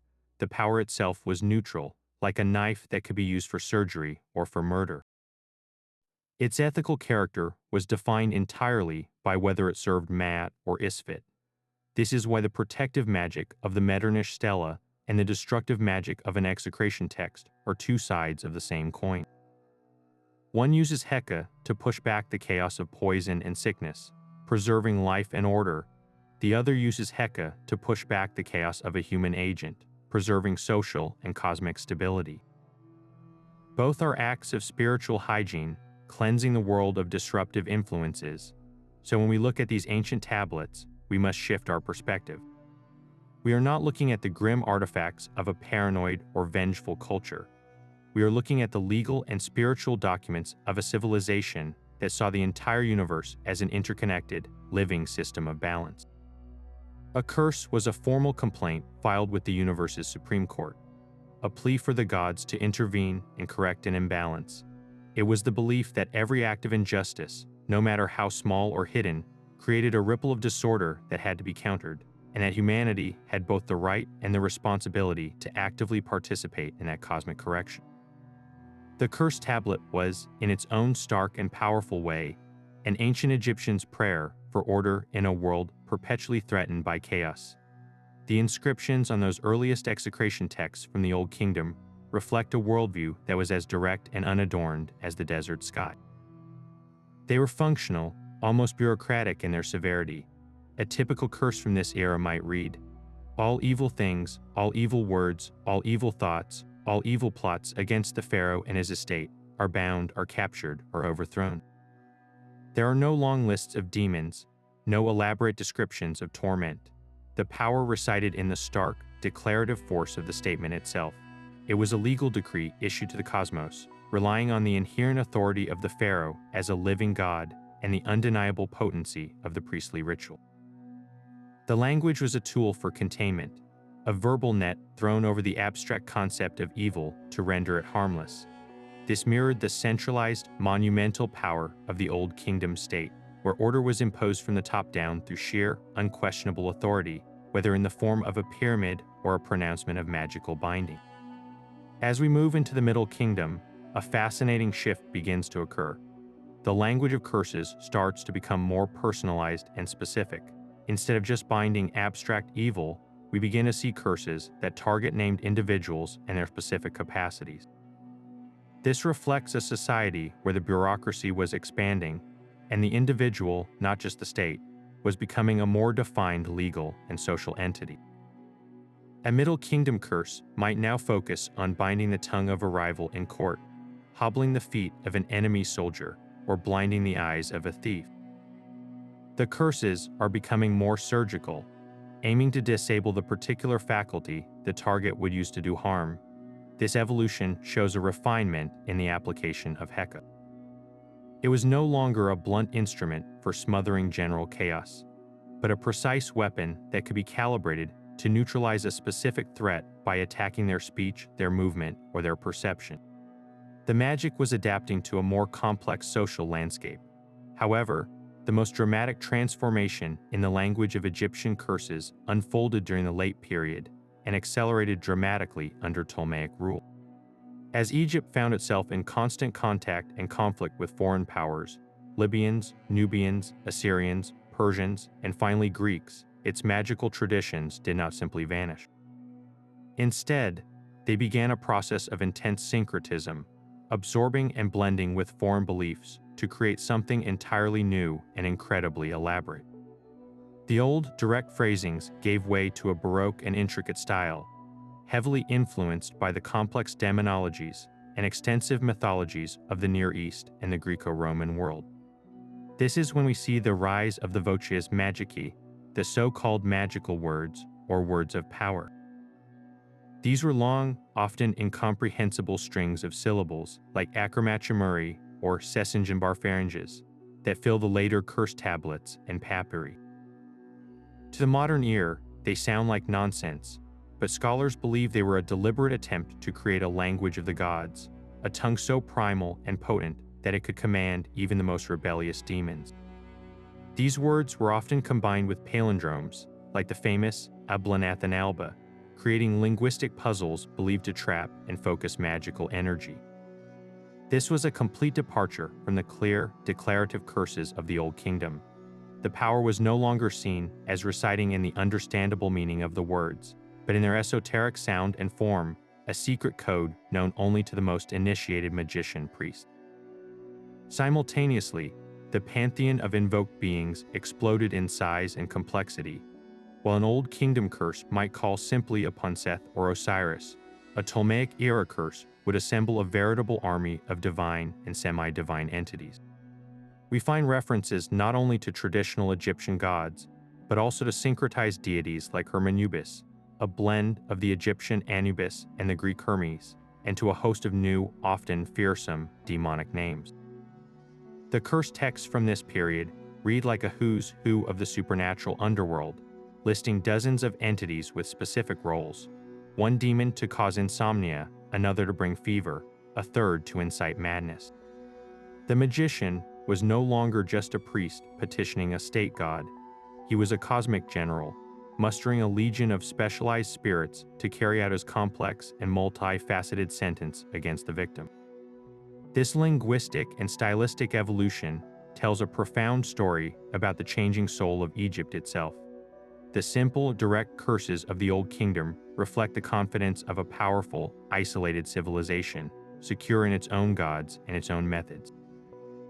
The later, elaborate spells, brimming with foreign words and a crowded demonology, speak to a culture under immense external pressure, one that was reaching out, absorbing new ideas, and creating ever more complex systems of control in a world that felt increasingly chaotic and unpredictable. The magic had to become more elaborate because the threats had become more numerous, and the solutions offered by the old state gods seemed less certain. The evolution of the curse tablet is, therefore, a mirror reflecting the entire sweep of Egyptian history, from the monolithic certainty of the pyramid builders to the cosmopolitan, anxious, and brilliantly inventive world of its final centuries. In the dusty ruins of the workman's village at Deir el-Medina, we find a small, broken piece of pottery that tells a story of heartbreak and desperation, a narrative that powerfully reminds us that these curses were not just about statecraft or high magic, but about the most intimate and painful human experiences. The text inscribed on this ostracon introduces us to a woman named Tarumu. She was likely the wife of one of the skilled artisans who carved and decorated the royal tombs in the Valley of the Kings. Her life, while more privileged than a farmer's, was one of routine and community, set within the confines of a small, isolated village where everyone knew everyone else's business. And it was here that her world began to unravel. Her husband's attentions had turned elsewhere, toward another woman in the community. Tarumu facing the ultimate social and economic threat of being abandoned and replaced, did not go quietly. She took the only form of decisive action available to her. She went to a local scribe or ritual expert and commissioned a curse. The words she had inscribed are not a lengthy, poetic lament. They are a focused, surgical strike aimed at the heart of the affair. The core of her plea has been translated as a request for the gods to turn her rival away from her husband's bed and his house. Think about the immense power and specificity of that phrase. She is not asking for the other woman to be struck by lightning or to die of a plague. Her desire is for a complete and total severance of the emotional and physical connection that is destroying her life. Turning away from his bed is a request for the extinction of desire and intimacy, a magical cooling of passion. Turning away from his house is a plea for social and physical expulsion, for the rival to be removed from her domestic sphere and the life she has built. This was a curse designed to reestablish boundaries, to rebuild the walls of a home that felt like it was crumbling around her. It was an attempt to use cosmic power to solve a devastatingly personal problem. We can almost feel the tension in the air as the ritual was performed. Tarumu would have provided the scribe with the necessary names, her own, her husband's, and most critically, the name of the woman who had captivated him. The act of speaking that rival's name aloud in the sacred, charged context was itself an act of aggression, a symbolic capturing of her essence. As the red ink, the color of the volatile god Seth, was applied to the clay, Tarumu might have watched, her heart pounding with a mixture of hope, fury, and profound sorrow. The final, decisive act, the shattering of the ostracan, was not just the activation of the spell. For Tarumu, it was a physical release, the only outlet for the torrent of emotion she was forced to otherwise suppress in her daily life. In that moment of breaking pottery, she was breaking the bonds of the affair, symbolically destroying the connection that threatened her future. This single, fragmented story from a village pottery shard does more than any royal inscription to humanize the entire practice of curse magic.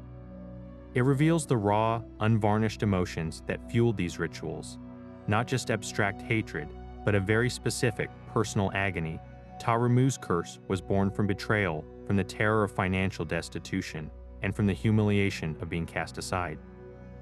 In a society where a woman's security was almost entirely tied to her husband, the arrival of a rival was not just an emotional catastrophe, it was an existential threat.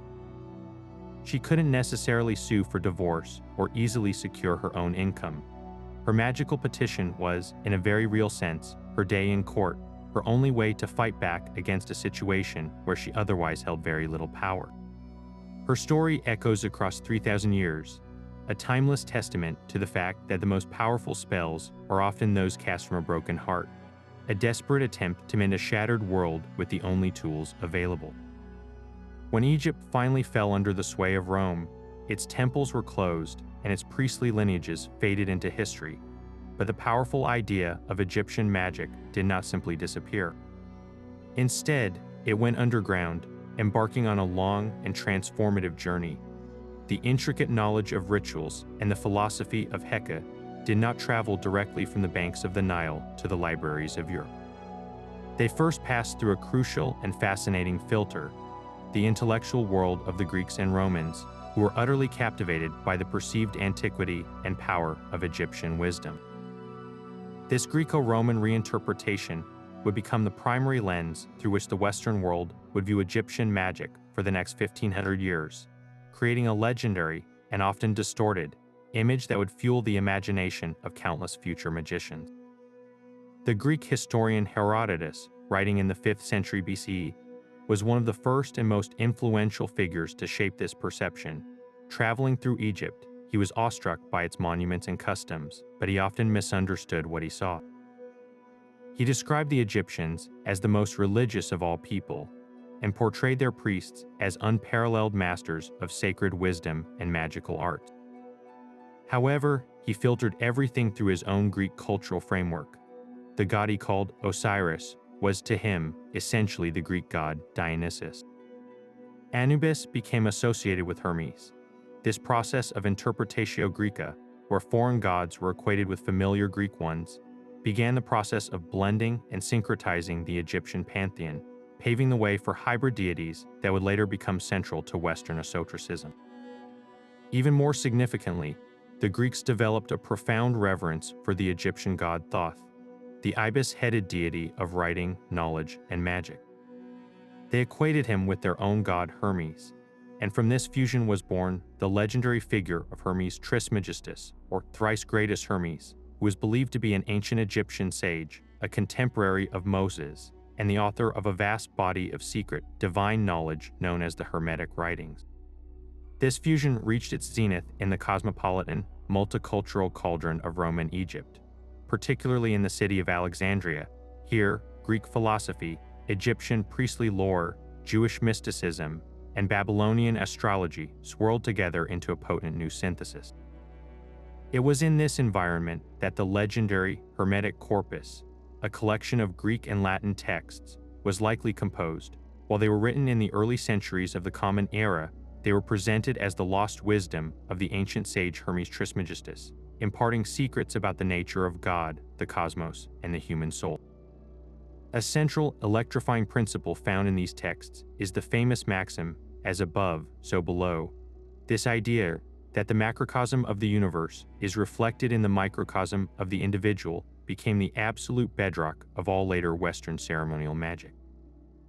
It echoed the Egyptian concept of Ma'at, where cosmic order and earthly order were intrinsically linked, but it was now framed in a new, philosophical language that would resonate deeply with Renaissance thinkers. Alongside these high philosophical texts, a parallel stream of practical magic also flowed. Massive compendiums like the Greek magical papyri, discovered in Egypt, were essentially the recipe books of freelance magicians. They are filled with spells for everything from attracting a lover to curse binding an enemy, and they are a chaotic but brilliant mix of Egyptian, Greek, and Jewish elements. A single spell might invoke the Egyptian god Osiris, the Greek god Apollo, and the Hebrew name Io. This is where we see the direct, albeit scrambled, descendants of the Egyptian execration ritual.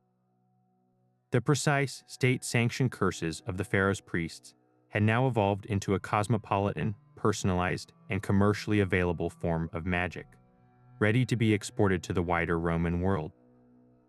As the Roman Empire Christianized, the public practice of this pagan magic was driven into secrecy, but its core ideas refused to die. The manuscripts were preserved, often in monastic libraries, by Arab scholars during the Middle Ages who added their own layer of commentary and alchemical wisdom. Then, in the 15th century, this long dormant stream of thought burst back into the European consciousness with the force of a revelation. A Florentine scholar named Marsilio Ficino was commissioned by his patron, Cosimo de' Medici, to translate a collection of Greek manuscripts that had just arrived from Byzantium. These were the Hermetic texts. The Renaissance intellectuals who read Ficino's translations were convinced they were looking at the pristine, primordial wisdom of ancient Egypt, a theology that predated and even foreshadowed Christianity. This ignited a firestorm of interest in the ancient theology, or Prisca Theologia, and Hermes Trismegistus was hailed as a pagan prophet. For these Renaissance magicians, the goal was no longer simply to cast a spell for personal gain, as in the Greek magical papyri. It was something far more ambitious, a spiritual quest to understand the divine structure of the universe, and through that knowledge, to achieve personal transformation and power. This high-minded, philosophical magic, known as high magic or theurgy, was seen as a way to purify the soul and ascend through the celestial spheres. The magician was not a witch huddled over a cauldron, but a spiritual scientist, an adept seeking to harness the sympathies and correspondences that link the world above to the world below. This Hermetic philosophy, with its Egyptian pedigree, became the theoretical engine for the entire Western esoteric tradition. In the 17th century, it fueled the rise of Rosicrucianism, a mysterious, supposedly invisible order of enlightened beings possessing secret knowledge from the East, which many believed was rooted in Egypt. This, in turn, directly influenced the birth of Freemasonry, whose rituals and symbols are saturated with Egyptian motifs. The pyramid, the all-seeing eye, the obelisk, all representing a quest for light and enlightenment believed to have originated in the ancient mysteries of the Nile. By the late 19th century, this long-developing current culminated in one of the most influential magical societies in history, the Hermetic Order of the Golden Dawn. Founded in London in 1888, the Golden Dawn was the ultimate synthesis of the Western esoteric tradition. Its founders meticulously reconstructed what they believed were authentic Egyptian magical practices, drawing from every available source, including flawed translations of the Book of the Dead. The entire initiatory structure of the Golden Dawn was a symbolic journey through the Egyptian underworld, with each grade corresponding to a sephira on the Kabbalistic tree of life, which they saw as a universal map of consciousness that was also reflected in Egyptian mythology. The practical magic taught by the Golden Dawn is where we see the most direct conscious echo of the ancient Egyptian curse tablets, though transformed into a system of psychological and spiritual self-development. The Golden Dawn adept was taught to perform the lesser banishing ritual of the pentagram, a ceremony to purify a space and banish negative influences, which functioned much like a protective curse in reverse, creating a circle of spiritual authority. More profoundly, they practiced a form of scrying and rising on the plains, a guided visual journey through symbolic landscapes, including Egyptian temples and the Jewat, the underworld. In these inner voyages, the magician would confront symbolic entities and integrate their power. This is a profound evolution of the principle of heka. The Egyptian priest sought to project power outward to affect an external enemy or situation. The Golden Dawn magician sought to project consciousness inward, using the same symbolic language the gods, the names of power, the ritual tools, to conquer their own inner chaos and achieve a state of spiritual balance, a modern, psychological version of upholding man. The enemy was no longer a Libyan chieftain or a thieving neighbor. The enemy was one's own ignorance and base nature, and the curse was a ritual act of self-discipline and purification. This legacy did not stop with the Golden Dawn. Its members, such as the controversial and brilliant Aleister Crowley, took these Egyptian-inspired ideas and pushed them even further, infusing them into his system of the lemma. Perhaps more significantly for popular culture, former Golden Dawn member Gerald Gardner drew heavily upon its ceremonial structure, its use of tools, and its symbolic language when he formulated and publicly introduced Wicca in the mid-20th century. While Wicca is a nature-based religion quite distinct from the high ceremonial magic of the Golden Dawn, its core ethical principle, the Wiccan Rede, which advises, and it harm none, do what you will, can be seen as a modern, ethical reinterpretation of the power of heka. It acknowledges the reality of magical influence, much like the Egyptians did, but places a primary emphasis on responsibility, channeling that will in a way that seeks to preserve harmony and avoid causing harm, a direct parallel to the Egyptian ideal of using magic to uphold Ma'at and fight Isfet. So, the next time you see a modern practitioner casting a circle, invoking the elements, or working with a symbol that traces its lineage back to the Golden Dawn, you are witnessing the faint but unbroken echo of a ritual that began thousands of years ago when an Egyptian priest carefully mixed red ochre ink, prepared a potsherd, and began to inscribe a name, setting in motion a current, magical thought that would journey across continents and centuries, forever shaping our understanding of the relationship between words, will, and the hidden architecture of the world. Yet this ancient practice of inscribing curses did not vanish with the last hieroglyph.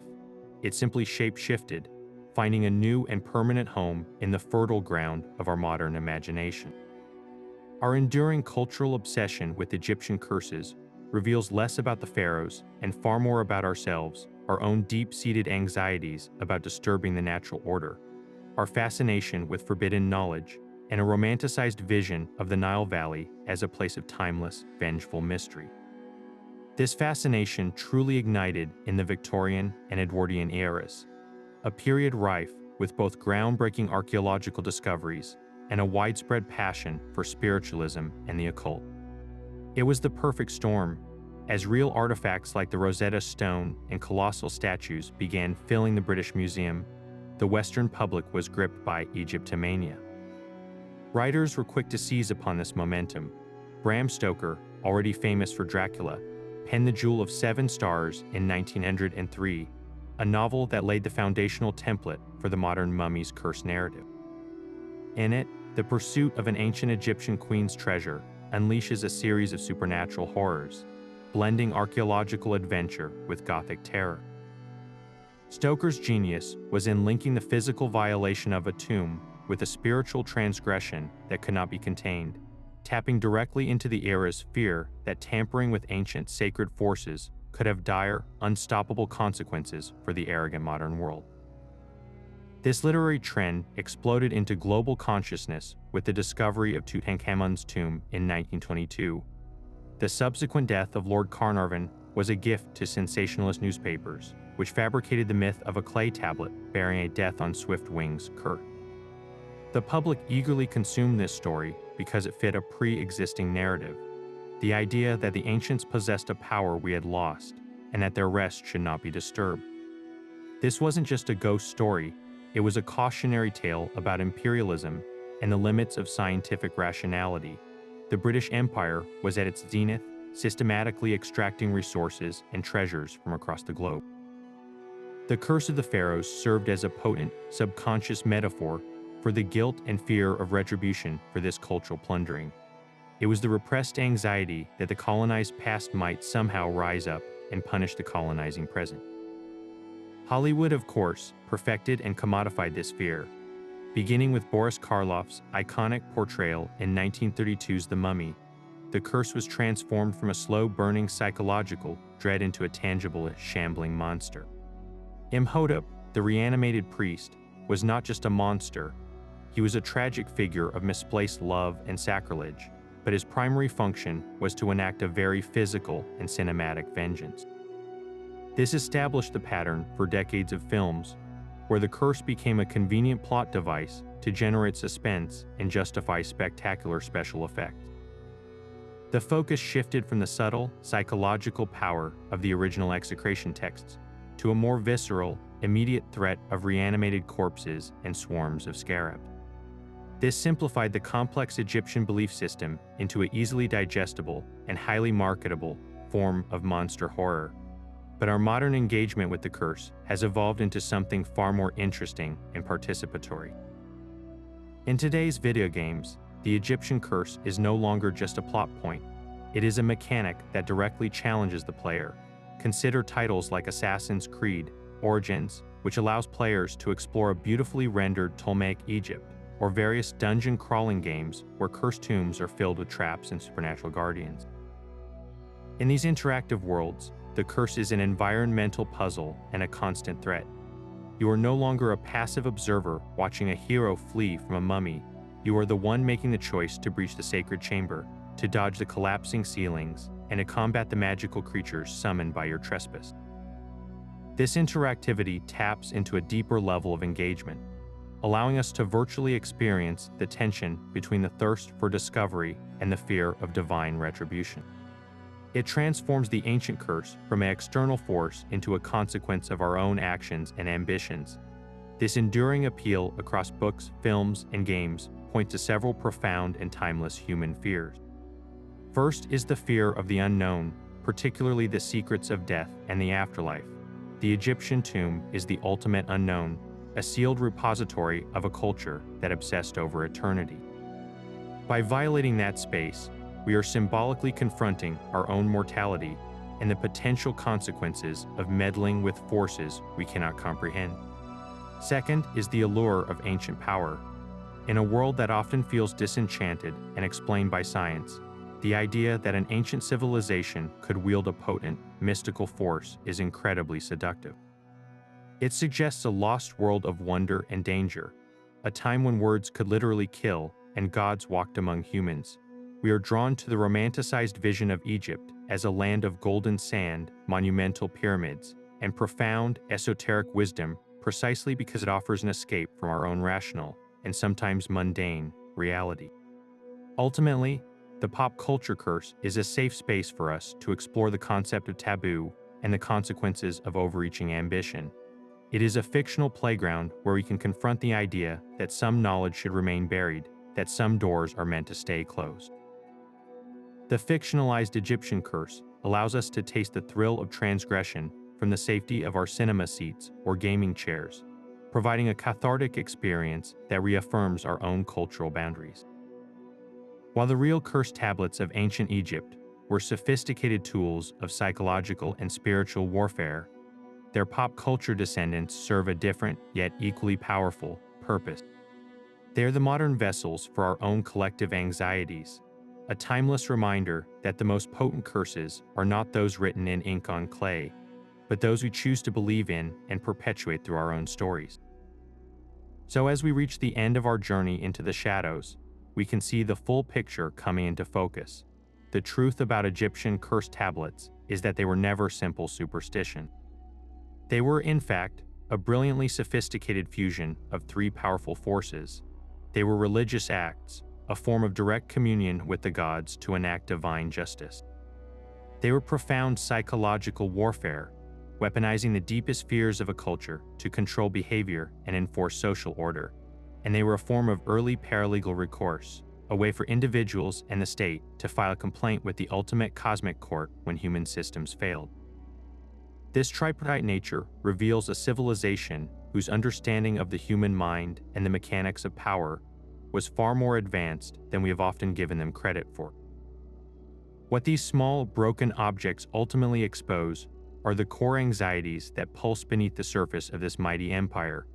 The fear of chaos of Isfit was a constant, looming threat. The dread of a bad death and the denial of an afterlife was a terror that could be leveraged with chilling efficiency, and the universal human experiences of envy, betrayal, and the desperate need for justice fueled a personal, underground economy of magical aggression. The Curse Tablet was the ingenious answer to these fears. It was a tangible tool for people who felt powerless, whether that was a pharaoh fearing a foreign invasion, a merchant robbed of his livelihood, or a wife like Tarumu watching her life unravel. It gave them a sense of agency in a world governed by invisible, often terrifying, forces. This brings us to that final, provocative thought. We live in an age of physical might, of advanced technology, and overwhelming firepower. But the ancient Egyptians inhabited a different reality, a world they believed was woven together by the creative and destructive power of heka. In that world, a correctly spoken word, a ritually inscribed name, and a deliberately shattered piece of pottery were not symbolic gestures. They were the levers of cosmic machinery. They were the activation of a divine contract, a sentence of spiritual and physical annihilation issued from a priest's workshop. In a world where words and belief held tangible power, a piece of broken pottery could be the most dangerous weapon of all. I want to leave you with this question to ponder and share in the comments below. In our modern, scientific world, we've largely dismissed the literal power of such curses. But have we truly escaped their influence? We may not fear Osiris or Seth, but don't we still live in a world where words can build up or destroy reputations, where belief can manifest as the nocebo effect, making us sick with worry, and where the court of public opinion can enact its own form of swift, devastating justice? Perhaps the ancient Egyptians understood a fundamental truth about human psychology that we are only now rediscovering through science, that the stories we tell ourselves and the beliefs we hold have a profound and measurable power to shape our reality. So what do you think? Do you believe, in any sense, in the power of a curse?